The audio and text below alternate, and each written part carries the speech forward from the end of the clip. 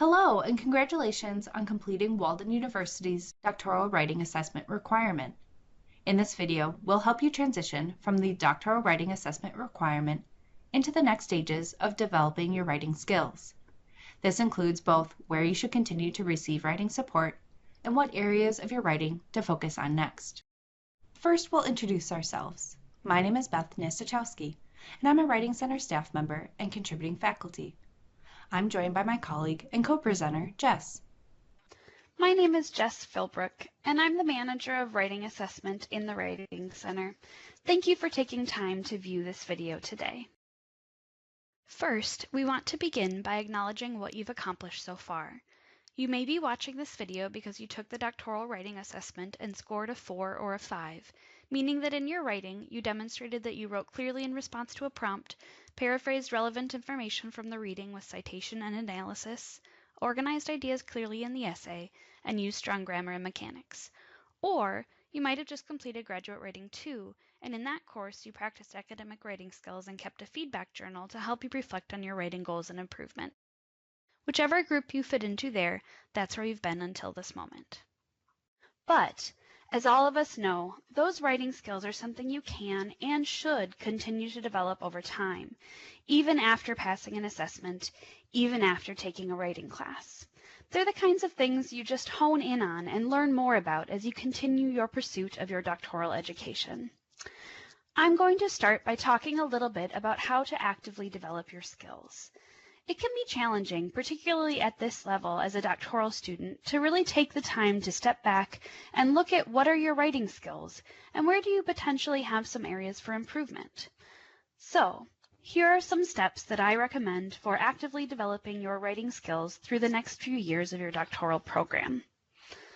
The first thing is to identify or revisit writing goals. You might be able to do this through feedback you've received on papers or through your own analysis of your skills and reflection on what your strengths and weaknesses are. You can ask yourself, do I want to work on my paraphrasing? Do I want to work on sustaining my writing process and writing a little bit every day? Do I want to work on APA and scholarly voice? Whatever you want to work on, identifying those goals is the first step. Then, in your coursework, you can use your assignments to practice these skills. Chances are that you aren't writing your full capstone yet, so you can use your coursework to practice skills like paraphrase, scholarly voice, analysis, and synthesis. Your coursework asks you to do a lot of those same things that you'll do in your doctoral capstone, so you can use those assignments to cultivate the skills you need for later. Finally, make sure you are working with the support at Walden to help you develop those skills, like the Writing Center. We're happy to help you develop your writing skills through a variety of services that we'll talk about in a moment. To connect with the Writing Center as a support for your writing skill development, I'm now going to give you a brief tour of the Writing Center. The first thing that I want to focus on is our website. The Writing Center website is accessible from your student portal, but you can also use our direct URL. You can access all of our resources on the Writing Center website that I'll talk about next, along with our website content that offers resources on grammar, mechanics, scholarly writing, and APA. As I mentioned, you can access multiple services from our website, including our paper review appointments. Our paper review appointments are scheduled appointments that you make online. You create a profile, and then you upload a paper and provide some information for the writing instructor who will review it. Your writing instructor then reviews your work within 1 or 2 business days of the appointment and provides feedback that you access and can read on your own time. So if you have written an assignment for your foundations course, perhaps last term, and you want to know where does your writing stand, what things should you improve, you could submit that assignment to a paper review appointment for our feedback. Or you can make an appointment for a paper that's due later this week and ask for feedback before you submit the paper. All of our writing instructors are trained professionals who have master's or doctoral degrees, and their main role is serving students in this way, so we highly recommend you take advantage of this option. Another resource that we have is webinars, which are our 1-hour presentations on writing, grammar, or APA topics. Our focus in webinars is to help you develop skills, so we include activities, share resources, focus on practical tips, and provide examples. It's also a chance to connect with other students and ask our staff questions live. Note that webinars are also recorded, so you're welcome to watch them after they're presented live too. We encourage you to reach out with questions. You can contact us via email at writingsupport@waldenu.edu, and we also offer live chat hours where you can instant message live with a writing instructor. Like our other services, go to the Writing Center website to access this live chat service. We have more informal instruction on our blog and podcast, and we also share news and updates through Facebook and Twitter. While the Writing Center offers many resources and services, one benefit and drawback is that it is driven by your interests and needs. That means it's up to you to decide which resources and services you will use and when, which can work well for a busy student like yourself.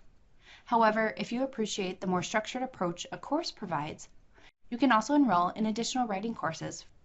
Graduate Writing 3 Advanced Composition Skills is a great option for students just completing the doctoral writing assessment.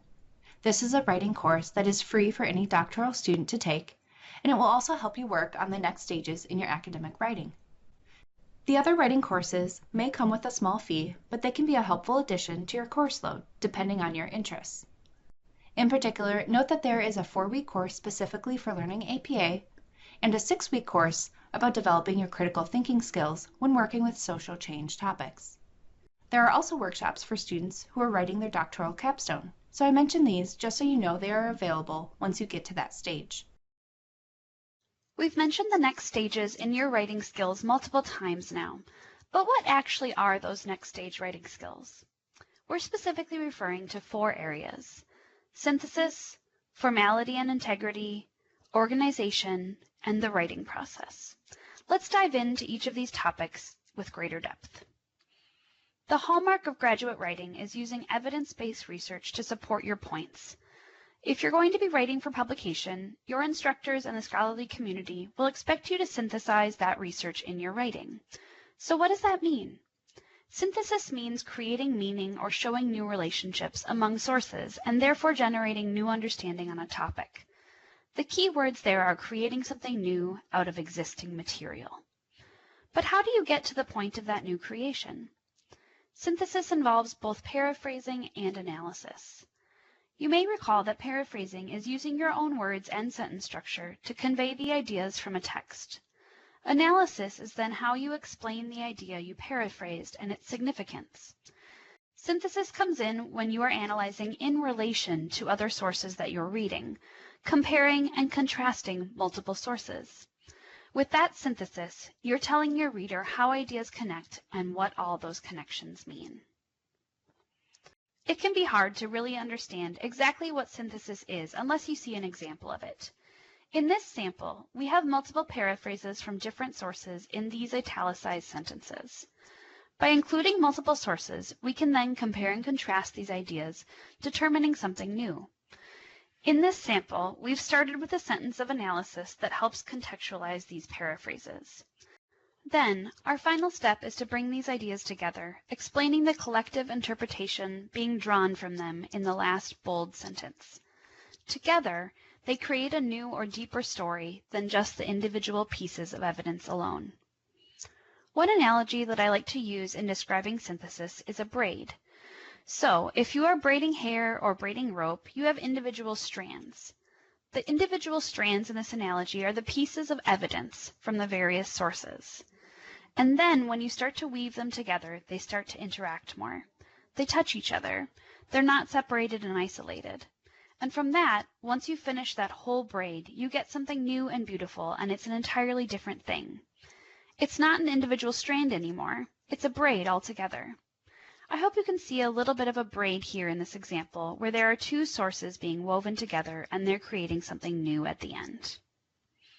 Another important consideration in your writing development is ensuring you're presenting yourself in a scholarly manner with authority and credibility. And scholarly voice is really important in establishing that authority and credibility. That means writing in a clear and straightforward manner with formal paraphrasing and no contractions. Metaphorical language is seen in more informal and creative writing, so you want to avoid that as well. An example of that might be if you were to write, "The researchers hit the ball out of the park with their sample size." You would revise that by saying, "The researchers had a significant sample size." This revision doesn't have the flair of a metaphor, but it is direct and precise and more aligned with scholarly writing. Using transitions can also help the smoothness of your voice. We saw that in the synthesis example. That writer had used the word additionally and taken together to guide the reader along with what they were saying. The final note here is an important one. Your writing doesn't have to be stuffy or overly complex, just clear. In the past, you might have read a scholarly source and noticed that it used a lot of complex sentences, big words, or jargon, but that's not actually necessary or even preferred in scholarly writing. Simple is better, and the word that can demonstrate this principle is the word utilize. A lot of people rely on that to sound a little bit more knowledgeable or more scholarly, but you can use the word use instead, which is more direct and more approachable for your readers.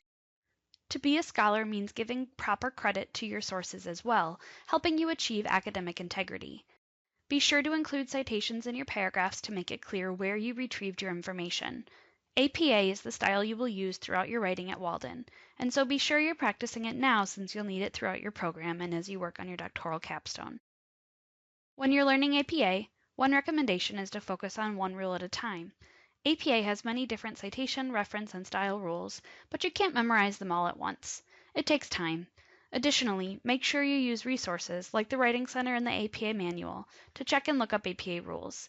Even we in the Writing Center who work with APA every day look up APA rules. The third component of scholarly writing that we'll talk about is organization. As you begin to write longer and longer papers, organization will become more important because there will be more opportunities for readers to get lost.